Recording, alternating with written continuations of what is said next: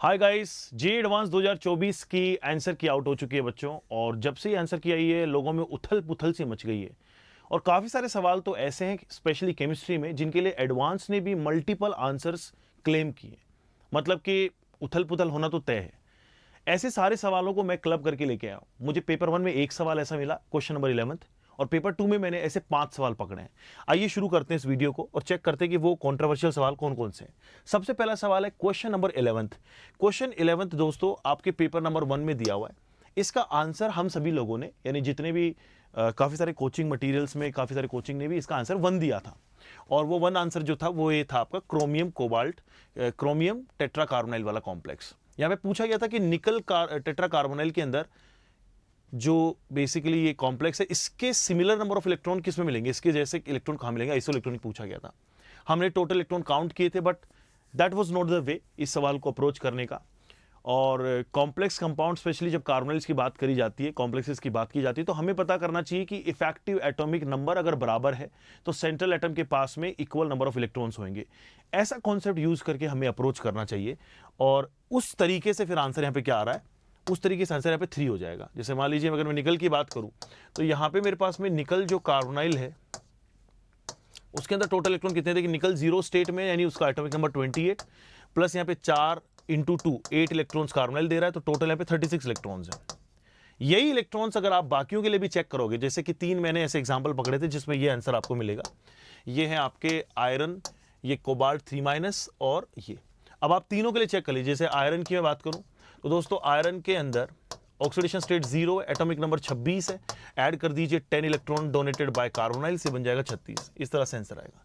इसी तरह से आप देखोगे क्रोमियम के लिए, मान लीजिए क्रोमियम में CO के लिए देखता हूं, क्रोमियम CO4 जिसमें ऑलरेडी 4- दिया हुआ है, तो ये बन जाएगा atomic number of chromium plus 4 extra electron of this oxidation state और प्लस हो जाएंगे 8, तो ये भी कितना आएगा 36। दोस्तों ऐसे करके आपका करेक्ट आंसर कितना आ रहा है, 3 आ रहा है। तो ये सवाल कॉन्ट्रोवर्शियल नहीं था, बस इसका वे ऑफ अप्रोच जिसने भी किया होगा वो शायद गलत था, जिसके चलते आंसर अपन क्या निकाल रहे थे, 1 निकाल रहे थे। पेपर 2 की बात करते हैं। पेपर 2 में ऐसे 5 सवाल है जिसके लिए जे एडवांस ने खुद भी मल्टीपल आंसर्स क्लेम किए। क्यों किए? क्योंकि कहीं ना कहीं कंफ्यूजन था 2 ऑप्शंस को लेके। बच्चों उसमें से पहला सवाल है ये 4th क्वेश्चन। ये एक सिंगल चॉइस क्वेश्चन है, लेकिन ऑप्शन यहाँ पे 2 दिए हुए। सिंगल चॉइस क्वेश्चन का करेक्ट आंसर हम सब लोगों ने बी पिक किया था। हमारा मानना था कि PCl4+ काफी स्टेबल होता है, PF6- भी काफी स्टेबल होता है, इसलिए रिलेटिवली आंसर ये आना चाहिए था। लेकिन PF4+ भी रिलेटिवली स्टेबल कंपाउंड है। और PF4 पॉजिटिव जो होता है दोस्तों, क्योंकि फ्लोरीन जो है ज़्यादा रिएक्टिव है, क्लोरीन को रिप्लेस कर देगा। फॉस्फोरस के ऊपर प्रेजेंट 4 पॉजिटिव चार्ज और फ्लोरीन का ऑर्बिटल 2p अच्छी ओवरलैपिंग कर लेंगे, तो इस वजह से एक स्ट्रॉन्गर बॉन्ड बनेगा। जैसे कि CCl4 और CF4 में स्ट्रॉन्गर बॉन्ड CF का होता है, वही वैसा ही कुछ कॉन्सेप्ट रिलेटिवली यहाँ पे यूज़ किया होगा। और दोनों आंसर ही सही हैं। तो बच्चों ये किसी ने भी पिक नहीं किया होगा, इतना मैं श्योर हूं। किसी भी पर्सन ने D और C पिक नहीं किए होंगे, तो आपका उत्तर बिल्कुल सही दिया हुआ है। A और B आपका करेक्ट आंसर आएगा, क्योंकि उसने ऑलरेडी क्या दिया हुआ था, उसने जो पोलर सॉल्वेंट दे दिया था। क्वेश्चन नंबर 6 जेईई एडवांस के पेपर 2 का क्वेश्चन 6 है ये। और अपने लिए क्वेश्चन नंबर 3 है, जिसके अंदर कुछ लोचा हमें दिखाई दिया। मेजोरिटी यानी ऑलमोस्ट सभी लोगों ने इसका आंसर A, C और D दिया है। इनफैक्ट मैंने भी इसका आंसर ACD बताया था। अब क्या लॉजिक लगा के एडवांस इसका आंसर क्लेम कर रहा है C और D, ये तो मेरी भी समझ से बाहर है। क्योंकि जब हम लोग इस सीक्वेंस को फॉलो करते हैं दोस्तों, तो हमें पाएंगे कि नीलार्क एटलीस्ट ट्रिपल बॉन्ड को डबल बॉन्ड में कन्वर्ट कर देगा, जो कि ये हो रहा है। SnCl2 HCl रिएक्शन हम बहुत बार पढ़ते हैं। इससे हम लोग पार्शियल रिडक्शन करके हाइड्रोलिसिस करते हैं, तो साइनाइड कन्वर्ट हो जाएगा CHO में। NaBH4 का काम होता है कि अल्डिहाइड कीटोन को अल्कोहल्स में कन्वर्ट करने का, जो इसने खूबी किया है। और हाइड्रोलिसिस का काम होता है कि जो एस्टर्स दिए हमारे पास में, इनको COH, और यहां पे ये देखिए ये COH बन जाएगा, यहां पे OH लग जाएगा, तो ये OH लगा हुआ है। तो सारी चीजें सही दी हुई थी। लेकिन एक सवाल जो यहां पे हो सकता है, जो इस ऑप्शन को डिस्कार्ड कर दे, डिनाय कर दे, वो हो सकता है फुल्ली हाइड्रोलिसिस या पार्शियल हाइड्रोलिसिस का सवाल। यानी मान लीजिए अगर मैं फिर से हाइड्रोलिसिस कर रहा हूं यहां पे, जैसे मान लीजिए अगर मैं इसमें हाइड्रोलिसिस कर रहा हूं और अल्कीन को भी अगर मैं हाइड्रोलाइसिस कर दूं, अगर मैं OH लगा दूं, वहां पे भी मार्कोव-निकोल्स एडिशन करवा दूं, तब फिर ये ऑप्शन गलत हो जाएगा। लेकिन अगर ये ऑप्शन गलत है, तो उस केस में दोस्तों आपका ऑप्शन नंबर D भी गलत आएगा। ऑप्शन D भी कैसे गलत आएगा? क्योंकि यहां पे भी लास्ट में हाइड्रोलिसिस करवाया गया है। तो मेरा ये मानना है कि यहां पे हमने जो ऑप्शन पिक किए थे वो थे ACD, और एडवांस क्लेम कर रहा है सीओडी, तो ये एक मेजर कंट्रोवर्शियल सवाल है और मेरे अकॉर्डिंग अभी भी आंसर यहाँ पे ए से डी ही होना चाहिए। आगे बढ़ाता हूँ इसी तरह के एक और क्वेश्चन पे, मेरे हिसाब से ये बोनस के लिए जा सकता है या फिर इस पे एक कमेटी बैठ सकती है, इसके ऊपर सवाल जवाब हो सकते हैं।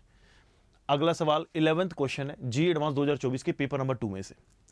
दोस्तों ये सवाल तो बहुत आसान था, काफ़ी सारे लोगों ने इसको डिफरेंट तरीके से अप्रोच किया। जैसे मैंने इसको इस तरह से अप्रोच किया था, हमारे पास में एक सैंपल गिवन था यूरेनियम 238 का, और 238 से मैं बना रहा हूँ लेड 206, और एट द रेट टाइम जब टी आया तो जो मासेस के रेशियो थे लेड और इसके, वो दिए हुए 7 और 1, ये मास है। तो अगर मैं मास में कैलकुलेशन करता हूं तो फिर डेफिनेटली आंसर सही नहीं बैठेगा। तो मैंने इसके लिए क्या किया, मैंने यहाँ पे 7 डिवाइडेड बाय 206 किया, यानी इसके मोल्स निकाल दिए। 1 डिवाइडेड बाय 238 करके मैंने इसके मोल्स निकाल दिए। अब देखिए ये जो है ये बता रही है वैल्यू आपको 80 के बराबर आ गया, और ये वैल्यू जो होती है ये दोस्तों होती है एक्स, जो इसमें से टूट के इधर मोल्स बने।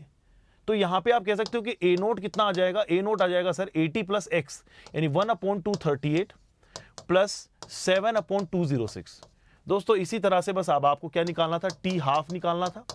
टी हाफ अगर आपने निकाल दिया 0.693 डिवाइडेड बाय आपका हाफ, अच्छा सॉरी हाफ लाइफ दिया हुआ है, आपको के निकाल लीजिए यहां से, तो के बन जाएगा 0.693 डिवाइडेड बाय 4.5 10 की पावर 9, और ये वैल्यू कुछ 10 की पावर -10 के टर्म्स में आएगी। जैसे मैंने इसको निकाला हुआ है 1.54 आती है, तो 1.54 10 की पावर -10 आ जाएगा।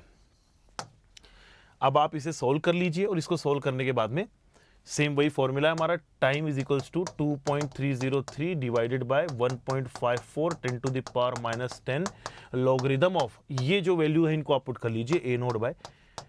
जिस बच्चे ने इस तरह से आंसर सोल्व किया है, जिस भी बच्चे ने, उसका आंसर आ रहा है 143। क्या आंसर आ रहा है 143। मैंने इसको सोल्व करके दिखाया था 142.7, और थोड़ा और रफ कैलकुलेशन कर रहे हो तो 143 के आसपास ही आएगा घूम फिर के। लेकिन एडवांस ने एक बहुत बड़ा मार्जिन दिया 135 से लेकर 151, वो मेरे अकॉर्डिंग तो जस्टिफिकेबल नहीं है। अच्छा, मैंने इस सवाल को थोड़ा गलत तरीके से अप्रोच करने की भी कोशिश की थी। मैंने ऑलरेडी टी हाफ निकाल दिया था, कितना आ रहा था 1.54 आ रहा था ना, 1.54 10 टू द पावर -10 की तरफ आ रहा था कुछ ईयर इनवर्स। अब सबसे बड़ी बात पता है क्या हुई है, सबसे बड़ी यहां पे बात जो हुई है वो ये हुई है कि अगर आप इसको गलत तरीके से अप्रोच करते हो, अगर मान लीजिए आप यूरेनियम 238 से लेड बना रहे हो 206 शायद दिया हुआ है, तो दोस्तों इसमें अगर आप इसको गलत तरीके से अप्रोच ये करते हो कि मान लीजिए टी टाइम के सर ऊपर यहाँ पे ये 1 मास है, ये 7 है, और हम लोग मान लेते कि इनिशियल मास जो था 8 था, इनिशियल मास 8 था। मतलब देखिए वैसे तो ऑफ कोर्स ये बात है कि यहाँ पे रिएक्शन कंप्लीट नहीं दी हुई है, law of conservation of mass followed नहीं है यहाँ पे, मतलब क्योंकि हमें गिवन नहीं है ना कि और क्या बेसिकली पार्टिकल्स ऐसे रिलीज हो रहे होंगे। तो 8 अगर मान लीजिए शुरू में था, 7 ऐसे चला गया, तो जिस बच्चे ने भी इसे कुछ इस तरीके से अप्रोच किया है कि time is equals to 2.303 divided by half life logarithm of, और यहां पे डायरेक्टली अगर पुट करने की कोशिश की है कितना, इनिशियली 8/1, अगर इस तरीके से सॉल्व किया आपने तो यहां पे आंसर आ रहा था आपका 135। आप ट्राई करके देखना, इसमें आंसर आएगा आपका 135। ये मैंने किया हुआ है, मैं यहाँ पे समय खराब नहीं करूंगा, सीधी सी बात है, यहाँ पे ये आंसर आ रहा है। तो इसको कंसिडर करते हुए जो एडवांस ने एग्जाम आंसर पिक किया वो दे दिया 135। अब मुझे ये नहीं पता कि 151 क्या कंसिडर करके किया हुआ है, तो ये मेरे लिए एक काफी कॉन्ट्रोवर्शियल सवाल रहा। इतना बड़ा रेंज देना ये एक अभी तक के इतिहास में बहुत बड़ी बात है कि 135 से 151, मतलब यहाँ पे ऐसा नहीं कि 135 या 151 है, नहीं, बहुत बड़ी रेंज है। तो रेंज का क्या रीजन है ये मैं नहीं डिकोड कर पाया, लेकिन मेरा आंसर यहाँ पे जो मैंने कोट किया था वो था 143, और 143 अगर आपने किया तो आपका आंसर बहुत सही है। मुझे लग रहा है कि काफी सारे बच्चे सही कर देंगे, बहुत बड़ा बैरियर है ये। चलिए ऐसा ही अगला सवाल देखते हैं। अगला सवाल आता है दोस्तों ये, जिसमें पूरी दुनिया जो है काफी परेशान हो गई थी एक कंपाउंड को लेके, जो कंपाउंड था आपका COCN होल 4 और 4-। इसमें ना काफी सारे लोगों का, कुछ लोगों का मानना था कि यहाँ पे DsP2 रहेगा, कुछ लोगों का मानना था कि ये sp3 रहेगा। शायद हो सकता है यही एक मुद्दा रहा हो, इस कंपाउंड की एग्जिस्टेंस मिली नहीं, इस तरह का कोई कंपाउंड मुझे किसी भी किताब में नहीं दिखाई दिया, तो मैं डायरेक्टली डेटा लेके आ नहीं पाया उसका। तो मुझे फाइनली मैंने इस चीज को माना था कि ये sp3 था, और मेरे sp3 मानने से जो टोटल आंसर आ रहा था वो 4 आंसर आ रहा था, है ना बच्चों। देखिए फोस्फोरस को कंसिडर किया था अपन ने, और मतलब कर लेना आप इसको सॉल्व। यहाँ पे आंसर का कंफ्यूजन जो मेनली था वो किसमें था, 3, 4 और 5 के अंदर कंफ्यूजन था, तो इसको कंसिडर करना था कि नहीं, बस यही था। बाकी के इसके अंदर टोटल ऐसे 4 कंपाउंड्स हैं जो आपका शो कर रहे होंगे sp3 हाइब्रिडाइजेशन, उसमें आपका p4 भी शामिल है, ठीक है ना। सवाल बेसिकली यही था। देखिए मैं बता भी देता हूं, p4 एक था, एक ये था, एक pcl4 था, और कोबाल्ट वाला ये था। तो ये चारों जो थे आपके दोस्तों, ये क्या थे, sp3 हाइब्रिडाइज थे, सॉरी sp3 मतलब टेट्राहाइड्रल स्पीशी थी। अब टेट्राहाइड्रल में अब आखिरी में ये था, इसको कंसिडर करोगे तो 4 आएगा, 5 हो जाएगा, नहीं कंसिडर करोगे 4 आएगा। तो शायद एडवांस के दिमाग में भी ये सवाल रहा हो कि इसका आंसर क्या होना चाहिए, बट बड़ा डाइसी सा रहा। मतलब मुझे भी समझ में नहीं आया कि ऐसा क्यों किया, इस तरह का मॉलिक्यूल क्यों इंसर्ट किया जब जिसके लिए आइडिया ही नहीं है हमें। तो मेरा ये मानना है कि इसके चलते जो आंसर है 4 या 5 करेक्ट आएगा। तो होपफुली आपने भी 4 या 5 में से क्लिक किया हो। मेरे को जब मैं ये सोल्यूशन दे रहा था तो काफ़ी सारे बच्चे बता रहे थे कि नहीं सर इसको भी कंसिडर करो, 5 आंसर दो, कुछ कह रहे थे नहीं सर इसको हटाओ 4 आंसर दो। तो बधाई हो आप सबको जिसने भी 4 या 5 के दोनों का सही है। ये था वन ऑफ दीज क्वेश्चन जो कंट्रोवर्शियल थे दोस्तों। ऐसे 2 सवाल और हैं अभी मेरे दिमाग में जिन्होंने कंट्रोवर्सी क्रिएट की। 4 टोटल मैं एक्सप्लेन कर चुका हूं, पेपर 1 से 1, पेपर 2 से 5। ये सवाल देखिए, इसमें भी क्लेम किया गया है कि 6 या 12 दोनों आंसर हो सकते हैं। जब मैं ये समझा रहा था, जब ये सवाल मैं करवा रहा था, तब भी मैंने आपको बताया था कि यहां जो कंपाउंड पी बनता है दोस्तों, जो कैसे बन रहा है, फेरिक क्लोराइड टेस्ट दे रहा था, और बेसिकली अपनी टॉटोमराइज फॉर्म में भी रहेगा, इनॉल फॉर्म में, तो ये प्रोड्यूस करेगा, सॉरी इनॉल नहीं थी, कीटो फॉर्म में, तो 3 इक्विवेलेंट के साथ में रिएक्शन कर रहा है। पी जो था वो एक्सेस ऑफ मिथाइल आयोडाइड। तो देखिए इसमें कुछ ऐसा आता है कि जो आपका पी जो बनेगा दोस्तों वो कुछ ऐसा होता है कि सिंस यहाँ पे इंट्रामोलिकुलर एच बॉन्डिंग हमने अलाउ नहीं की थी, तो हमने इस तरह से फ्लोरोग्लूसिनोल को माना था कंपाउंड, जो कि इक्विलिब्रेट करेगा इस तरह से, ऑलमोस्ट इक्वल प्रोपोर्शन में रहते हैं ये, इस तरह से ये आपका कंपाउंड है। और इसकी रिएक्शन अपन ने करवानी है, ये पी कंपाउंड है दोस्तों। पी की हमने रिएक्शन करवाई थी किसके साथ में, CH3I के साथ में और KOH के साथ में, और ये दोनों दिए हुए एक्सेस में दिए हुए हैं। तो आप एक्सेस है तो आप मल्टीपल अटैक कराओगे, और फाइनल जो कंपाउंड दोस्तों बना था वो ये बना था। This is how we got our final product, कि यहाँ पे अल्फा एच है, अल्फा एच जाएगी, ये माइनस बनेगा, न्यूक्लियोफिलिक अटैक होएगा, और उसके बाद बन जाएगा मिथाइल मिथाइल लग जाएंगे, ये इस तरह से। तो दोस्तों अगर आप इसे फाइनल आंसर कंसीडर करते हो, मतलब फाइनल आंसर ऑफ कोर्स ये नहीं है, इसने आगे भी रिएक्शन करवाई है, इसके ऊपर ही बोल रहा है आइसोब्यूटाइल, मतलब आप समझ रहे हो इस तरह का एक कंपाउंड है आइसोब्यूटाइल, है ना, MgBr के अटैक। अब ये देखिए कितना बल्कि जो है अपने पास में अटैकिंग रिएजेंट है, इसको अटैक करवाना है यहाँ पे कीटोन के ऊपर। तो यहां पे ऐसा है कि अगर आप करा देते हो तो करा दोगे तो दोस्तों ऐसा OH यहां पे लग जाएगा, और इस तरह से आपको कोई कंपाउंड मिल जाएगा। तो एक OH यहां लगा दो, एक इस तरह से बना दो, यहां पे भी OH लगा दो, और एक इस तरह से बना दो। तो बच्चों जब यहां पे कंसिडर करोगे तो टोटल मिथाइल जो आ रहे हैं वो 12 आ रहे हैं, यहां पे कंसिडर करोगे तो मिथाइल 6 आ रहे हैं।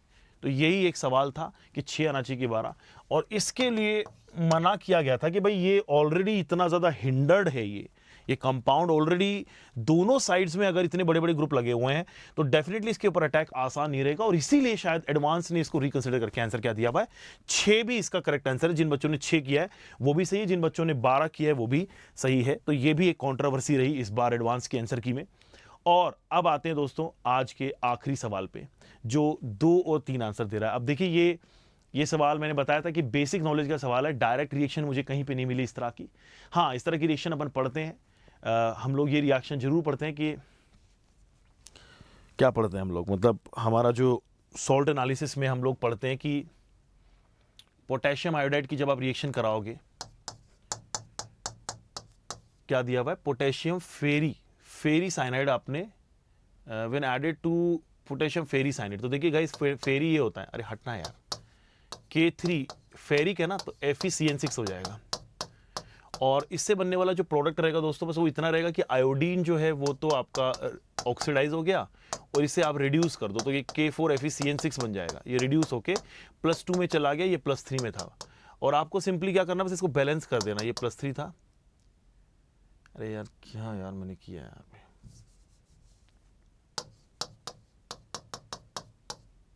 ऐसा करके इसमें हाफ कर दो तो ये बैलेंस हो जाएगा। तो पहला सवाल जो दोस्तों से पूछा गया था कि कितने ये KI यूटिलाइज होंगे यहाँ पे, तो 2 मोल अगर मान लीजिए मैं प्रोड्यूस करता हूँ ये कंपाउंड आपका P, तो दोस्तों 2 मोल के लिए 2 यूटिलाइज होंगे। पहला बहुत आसान था। दूसरा सवाल जो था वो थोड़ा कंफ्यूजिंग था। उसमें बोला गया था कि अगर मान लीजिए इसी कंपाउंड को P को अगर हम लोग जिंक के सोल्ट से ट्रीट करते हैं, देखिए यहाँ पे लिखा हुआ है ना कि अगर मान लीजिए क्या क्या एडिशन ऑफ जिंक क्लोराइड करेंगे, तो जिंक क्लोराइड में मतलब क्या रिजल्टेंट रहेगा। तो देखिए दोस्तों ये यहाँ पे इसका आंसर दिया हुआ था 3 मैंने हम लोगों ने कोट किया था कि भाई यहाँ पे ये कंपाउंड बन गया था आपका P।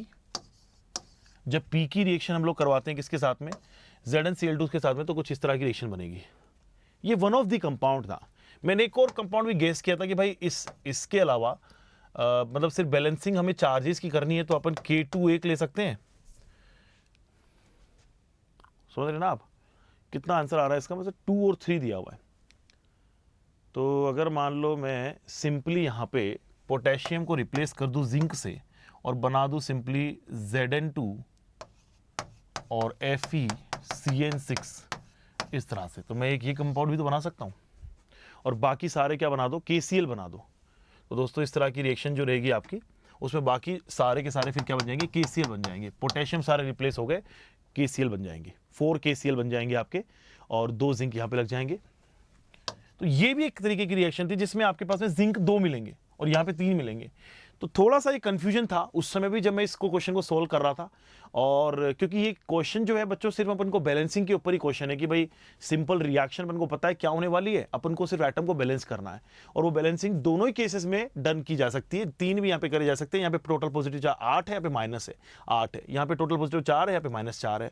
तो इसलिए यहाँ पे आंसर शायद उन्होंने 2 और 3 दोनों ही कमिट किया है। तो दोस्तों ये था आज का सेशन। आई होप कि आप सभी को पसंद आया हो। आप मुझे कमेंट करके बताइए कि और कौन से ऐसे प्रॉब्लम्स हैं जो आपको परेशान कर रहे हैं। मैं आप सभी लोगों को रीच आउट करूंगा एंड डेफिनेटली आप लोगों को रिस्पॉन्ड करूंगा। So thank you and bye bye, all the very best for your upcoming results.